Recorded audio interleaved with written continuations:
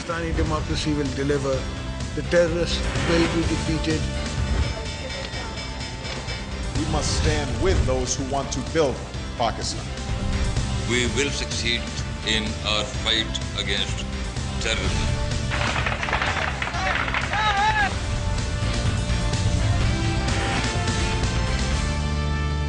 جی آپ بالکل صحیح فرما رہے ہیں کہ tax to G D P ratio جب تک صحیح نہیں ہوگا تو یہ ملک چل نہیں سکتا، سسٹینیبل نہیں ہے، کبھی بھی نہیں ہو سکتا۔ مگر اس میں ایگریکلچر کی میں بات تفصیل سے کروں گا، مگر اس کے علاوہ ہمارے ملک کو دراصل اور خاص طور پہ معیشت کی اور ٹیکس جہاں سے جنریٹ ہوتا ہے اس کو کیپچر کیا ہوا ہے ویسٹڈ انٹرسٹ نے۔ اب آپ دیکھیں کہ کیپٹل مارکیٹس پہ اتنے اربوں روپے نے کمائے اور ٹیکس صفر۔ آپ کی ریل اسٹیٹ میں 10 لاکھ کا پلاٹ لے کے آپ 10 کروڑ میں بیچ دیں، آپ کو کوئی ٹیکس نہیں دینا پڑتا تھا، اب شاید لگانے کی کوشش ہو رہی ہے۔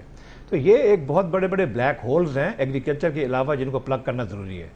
تھرڈ، جب تک آپ فیڈرل بورڈ آف ریونیو کو، جو آپ کی ریونیو کلیکشن ایجنسی ہے، اس کو سٹریم لائن نہیں کریں گے اور اس کے اندر 100% آنیسٹ اور ڈیڈیکیٹڈ لوگ اور نظام نہیں ہوگا، ماڈرن آئی ٹی بیسڈ نظام جو ٹیکس کی لیکیج کو پکڑے، آپ پھر بھی کامیاب نہیں ہو سکتے، کیونکہ لوگ ایسٹیمیٹس ہیں کہ 500 ارب سے 700 ارب کی لیکیج ہے، پوٹینشیل ہے ایگزسٹنگ ٹیکسز کا جو ہم نہیں لے سکتے۔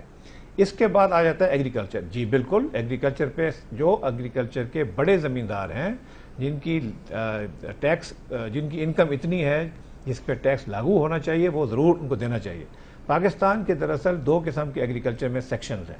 ایک ہے غریب کاشتکار، چھوٹا کاشتکار، جس کو نہ کیپٹل کی مہیا ہوتا ہے، نہ اس کو ریسورسز ہیں، اور اس کو پانی بھی جتنا اس کا حق نہیں ملتا، کیونکہ کوئی زیادہ انفلوئنشل آدمی نہر پہ بیٹھا پانی اس کا کاٹ لیتا ہے وغیرہ وغیرہ۔ ان بیچارے لوگوں کا تو ٹیکس دینے کا کوئی جواز نہیں ہے کہ ان کی تو انکم بھی نہیں ہوتی۔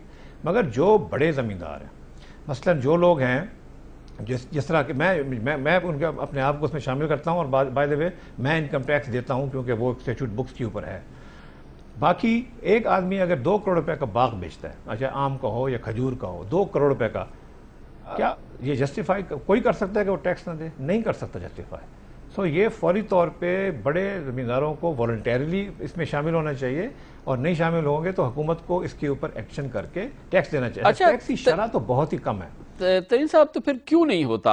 یہ بجٹ بھی گزر گیا اور دوسرے بجٹ بھی گزر گئے، یہ حکومت کہتی ہے تصور نہیں کر سکتے، وہ تصور بھی نہیں کرتی کہ ہم زراعت پہ اور اس قسم کی انکم پہ ٹیکس لگائیں۔ مثال کے طور پہ پچھلے سال حکومت نے گندم خریدی، پوری دنیا کی قیمت سے زیادہ، پاکستان کی قیمت سے کہیں زیادہ، تقریباً 40% زیادہ قیمت پہ گندم خرید لی، پھینک دی، بھر دی، اور کئی 100 ارب روپے خرچ کر دیے، اور اس پہ 1 روپیہ بھی ٹیکس لینے کی ضرورت نہیں محسوس ہوئی۔ آخری اس کے پیچھے ہے کیا قوت جس کی وجہ سے جو چاہے وہ ڈیموکریسی ہو، چاہے وہ ڈکٹیٹرشپ ہو، چاہے وائبل پارلیمنٹ ہو، تصور بھی نہیں کیا جاتا کہ اس سے سینکڑوں اربوں روپے کی آمدنی کو ٹیکس کیا جائے؟ جی بالکل، اس کو میں جیسے عرض کر رہا ہوں، اس کو ضرور ٹیکس کرنا چاہیے۔ اور کیا وجہ ہے کہ یہ کیوں نہیں ہوتا؟ یہ وہی وجہ ہے جس وجہ سے پراپرٹی کو بھی ٹیکس نہیں کیا جاتا، جس وجہ سے سالوں سال سٹاک مارکیٹ کو بھی نہیں کیا گیا، اور یہ ہے لیک آف ول۔ دیکھیں اس ملک میں جو حل ہے نا، وہ شروع ہوگا پولیٹیکل ول سے۔ پہلے آپ کے پاس پولیٹیکل ول ہو، جب آپ یہ کام کرنا چاہتے ہیں کہ آپ یہ ریفارم کرنا چاہتے ہیں، آپ یہ بلیک ہولز جو ہیں ٹیکس کے، ان کو بند کرنا چاہتے ہیں، ایگریکلچر کے، سٹاک مارکیٹ کے، ریل اسٹیٹ کے، کسٹم کے اوپر جو انڈر انوائسنگ ہوتی ہے وغیرہ وغیرہ۔ اس کے بعد آپ کے پاس ویژن ہونی چاہیے کہ آپ نے کرنا کیسے ہے اس کو، اور فائنلی ایبیلٹی ہونی چاہیے تو اس ویژن کو امپلیمنٹ کرنے کے لیے۔ ترین صاحب، آپ کے خیال میں جو اسٹیٹ رن کارپوریشنز ہیں، جو کہ جب ہم لیکیجز کی بات کر رہے ہیں تو 300 سے 350 ارب روپے ہم ان سرکاری کارپوریشن میں دیتے ہیں، جو کہ پیسہ کمانے کی مشین ہونی چاہیے، جو کہ ایک وائبل کمرشل آرگنائزیشن ہونی چاہیے، ان کو جیب سے یہ قوم 350 ارب روپے ہر سال دیتے ہیں کہ اس میں کرپشن ہو جائے، لوگ کھا پی جائیں۔ اس کے حل کا کیا آپ کے خیال میں اس کا حل ہونا چاہیے؟ دیکھیں یہ ایک بہت بڑا سکینڈل ہے، اور یہ ایک بہت بڑا اس عوام کے ساتھ ظلم ہے اور مذاق ہے ان حالات میں، کیونکہ یہ تو عوام سے ٹیکس لے کے پھر اس کو ایسے پھینکا جاتا ہے۔ اس کو ان اسٹیٹ اون انٹرپرائز میں جو بھی لوگ کام کر رہے ہیں، جن کی ذمہ داری ہے اس کو ٹھیک کرنا، یہ ظلم ہے بہت زیادہ۔ اس کی سلوشن بہت دفعہ لوگوں نے کہا جی اس کو ری اسٹرکچر کر دو، اچھے بورڈ بنا دو، یہ آج تک کامیاب نہیں ہوئی. کامیابی صرف ہوئی ہے پرائیویٹائزیشن سے. آپ کو چاہے آپ سمجھیں یہ صحیح ہے یا غلط ہے, جب تک آپ پرائیویٹائز نہیں کریں گے جب تک یہ لیکیجز چلتی جائیں گے. میں آپ کو اگزامپل اسٹیل مل کا دیتا ہوں. اسٹیل مل کی پرائیویٹائزیشن روک دی گئی تھی, اور اس وقت جو تھے وجوہات وہ ضرور جائز ہوں گے کیونکہ سپریم کورٹ نے فیصلہ کیا تھا. مگر دیکھیں اس کے بعد کیا ہوا.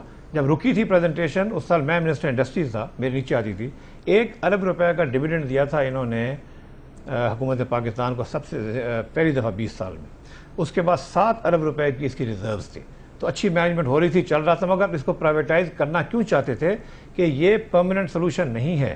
جیسے ہی گورننس کا سٹرکچر چینج ہوا, کچھ ایسے لوگ بیچ میں آ گئے جو اس کو اپنے مفاد کے لیے چلانا چاہتے تھے, تو آج وہ 35 ارب روپے کی لاس میں ہے. 35 ارب 2 سال میں آپ 7 بلین پلس سے 35 ارب نیگیٹو پہ چلے گئے. اب اس کا کوئی کسی کو ذمہ وار ٹھہرایا جائے گا؟ جناب جہانگیر ترین ہمارے ساتھ ہیں, اپنے تجربات کا نچوڑ ہمارے ساتھ شیئر کر رہے ہیں. پاکستان کو عظیم تر ریاست بنانے کے لیے کیا کچھ کرنے کی ضرورت ہے. آسان ہے, اتنا مشکل نہیں ہے, منزل قریب ہے, راستہ ضرور کٹھن ہے, لیکن صرف ول کی ضرورت ہے, اور ول اگر ہوگی تو پاکستان ایک عظیم تر ریاست بن سکتا ہے. یہی ہماری کوشش ہے اس پلیٹ فارم کے ذریعے. کمرشل بریک لیتے ہیں, واپس آئیں گے تو جناب جہانگیر خان ترین ہمارے ساتھ موجود ہوں گے. سب سے امپورٹنٹ ریفارم جو ہے وہ ہے ہمارے پبلک ایجوکیشن سسٹم کا, اور یہ شروع ہونا چاہیے ہمارے ہائی اسکول سے. گورنمنٹ ہائی اسکول کے پاس کیا ملتا ہے؟ گورنمنٹ ہائی اسکول میں سے انڈر ایجوکیٹڈ لوگ گریجویٹ کرتے ہیں جو اپنی قابلیت, پرسنل قابلیت سے کہیں پہنچ جائیں تو پہنچ جائیں, ورنہ ان کو اسٹیٹ نے کوئی فائدہ نہیں دیا.